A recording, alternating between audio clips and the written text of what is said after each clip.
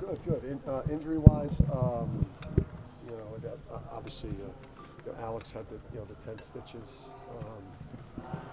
on the play where he committed the foul. He had the 10 stitches from that one. Just some bumps and bruises. Alex had a little hyperextension on the knee, but he's fine. He practiced today. T knew a little banged up, but that was a really hard played game. So, and then Donovan, was doing things. Was kind of returned to practice here the last 2 days, and is upping what he's doing. So, could be entering that dreaded game time decision point soon here. Maybe not tomorrow, but soon. So he's out tomorrow. I didn't say that. I just said that the game. He's getting in. He's feeling great. He's done things. Just a couple days here, and it's just feeling absolutely nothing and feeling great. So we'll see how he's doing tomorrow. Has the team grown in his absence, or just kind of bided the time to get him back? Yeah, I mean, he's one of the most impactful players in college basketball. It's like, and Sampson's done a great job for us. I mean, even the St. John's game alone, just what he was able to do against one of the most physical teams and one of the best centers in the country, to kind of play that matchup even, allowed us to win a tough Big East game. So, but it's like any of the most impactful players in the country, you take those guys off of their teams, it's going to be a problem. But it's helped us, develop a tougher mindset and have to grind games out too in a different way. I'm sure you're looking forward to having back where you can get. You're not playing Alex at the 5 anymore unless you. Yeah. Well, it's something you could choose to do and not have to do out of necessity. Which is always, I think, better. But I just, when Donovan's in there, I think it puts Sampson in an even better position. Everyone gets better shots. It's harder for the other team to get good shots. It's harder for the other team to rebound the ball. It's easier for us to rebound the ball. It gives us an inside game too, to throw the ball inside. So there's a lot of things that get impacted. What are your impressions of the way Ed Cooley's built this Georgetown team? Yeah, they're much, obviously, significant difference in terms of just the product, how well they're playing, the obviously great road win at Notre Dame. Had I think a 3-point lead late versus Seton Hall with the ball. Had an unfortunate turnover, like an unforced turnover, that led to maybe they're up 4. I'm not even sure what the situation was, but but we're in position maybe to steal that one, and kind of unforced turnover led to some bad things for them down the stretch, but. It's different these days. Years back, before portal, before NIL, all these things, you had to kind of just, eat what for a couple of years, and just work with the players in the program, and just develop young players and go through a 2 or 3 year process where, now, Ed obviously has got to change a culture and a mindset and a program that has been losing for a couple of years now. But the actual, veteran players and talent that they're going to put on the floor tomorrow, it's not going to look like what Georgetown's looked like. Things are kind of lining up where you could be number 1 on Monday. And I know that's not something that you're really focusing on, but is that something your players have to just put that aside? And it's probably not a great big deal at this point since you won a national championship. Yeah, it really isn't. I mean, when you have that, the other doesn't really matter. Right. The Squirrels may talk about it, but not us. I mean, there may be some Squirrels that are running around whispering about it, but we practiced really hard the last 2 days. I got tremendous respect for Ed as a coach and the teams he puts on the court, and I have tremendous respect for how brutal these Big East games are, home or away. So You know, that's not something that's even registering for us. I think all these teams that have been overhauled, really, how much different is that in preparation as far as like scouting? You haven't seen those players Yeah, yet. I mean, it really just how quickly a team could flip. You know, I think you know, Heath is the one. You know, Heath is the one guy who is, you know, returns for them with the most experience for their team. But it's new starter at center, new backup at center. You know, Epps obviously is a big time player. Styles is a big time player. Brumbaugh, you know, these are major recruits, big time players. You know, Ish, you know, who we obviously know from recruiting Book. You know, they played together in prep school, so yeah, I mean, it's like a completely different team. So yeah, we know tomorrow's game's gonna be a war. How's your mental toughness grown as a team? You've won on the road without Donovan, you've done other things, but how's it kind of grown? Yeah, I mean, the suffering of the Seton Hall game and losing him in that game, and then the manner in which things transpired from that point in that game, I think there was a look in the mirror that we had to experience there.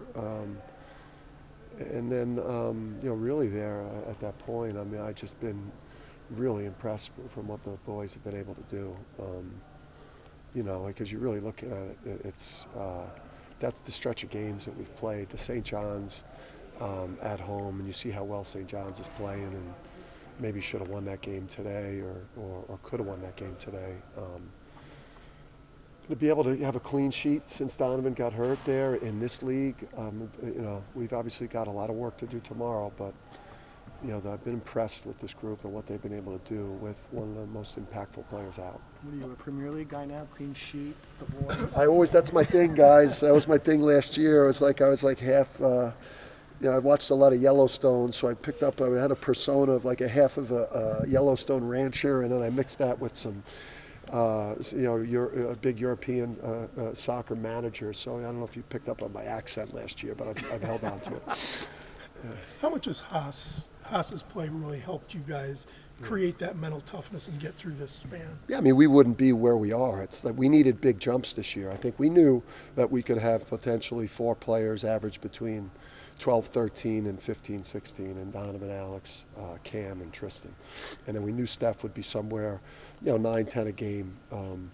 But the big jumps had to happen for Alex, Donovan, T. New, but then Sampson and Haas. If Haas wasn't playing like this, if he didn't take that big jump here, huge, impactful, off the bench, game-changing player like Joey was at times, like Naheem was for us at times last year, we would be, we wouldn't be in this situation. We'd be in a bad situation, or not as good a situation, but probably a bad situation.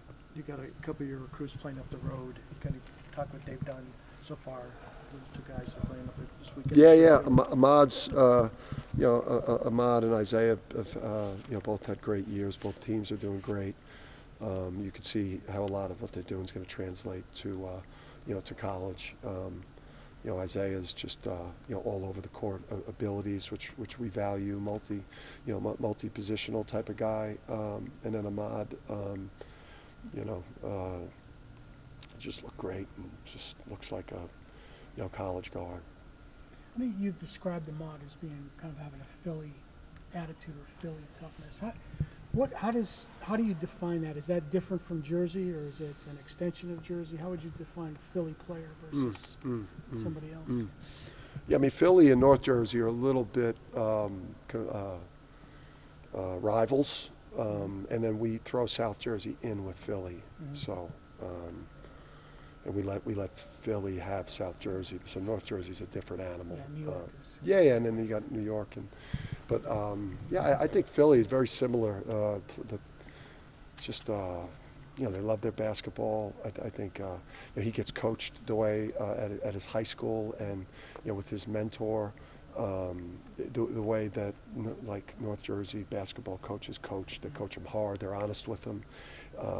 It requires the highest level of work ethic to be a great Philly player and to be a great player from North Jersey, because basketball is so personal and means so much. So it's like you just know when Ahmad comes in here, he's going to have a chance to be one of the better freshman guards in the country, one of the better freshmen in the country as a freshman, just because physical strength and then his basketball experience to this point, the people around him. I know you always talk about basketball people. Is he a basketball person? Yeah, he loves it.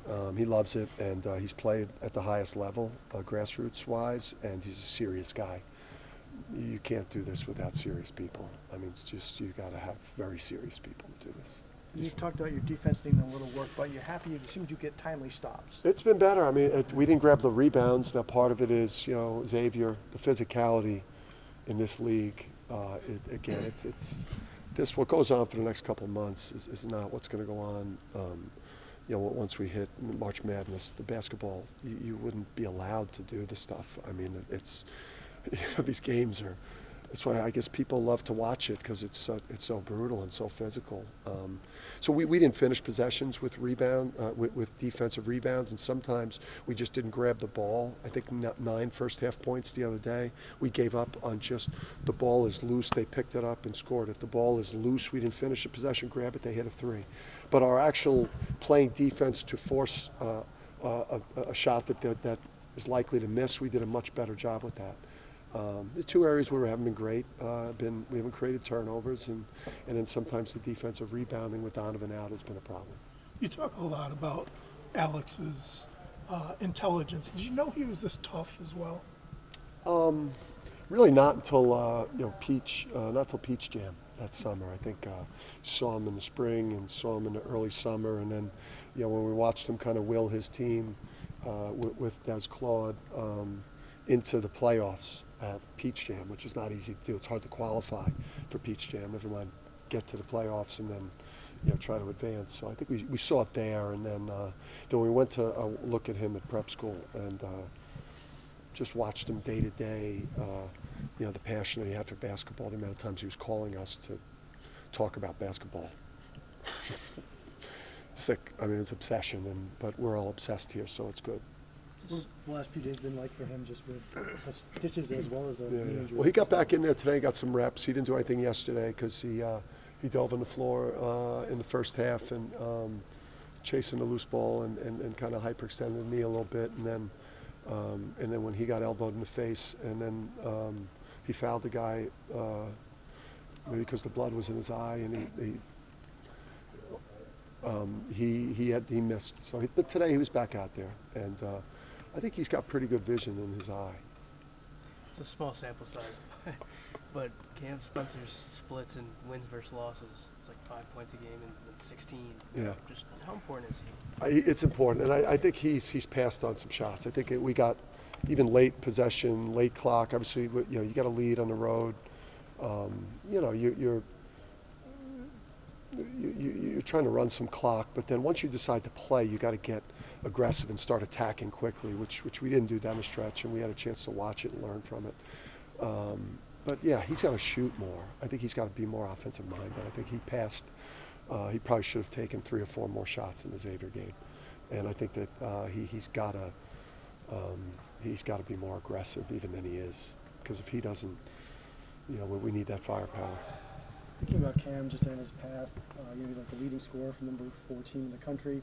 You know, probably not a highly recruited guy though out of high school. What do you think that journey was like for him, and what do you think he missed? And is that something that he keeps as a chip on his shoulder, do you think? I think he's kind of missed this. I think obviously last year at Rutgers they had a really good year. You know, that they were really close to being a tournament team, and maybe they should have been a tournament team. You know, just like crunching the numbers, but I think he brings I think a nice hunger to the program.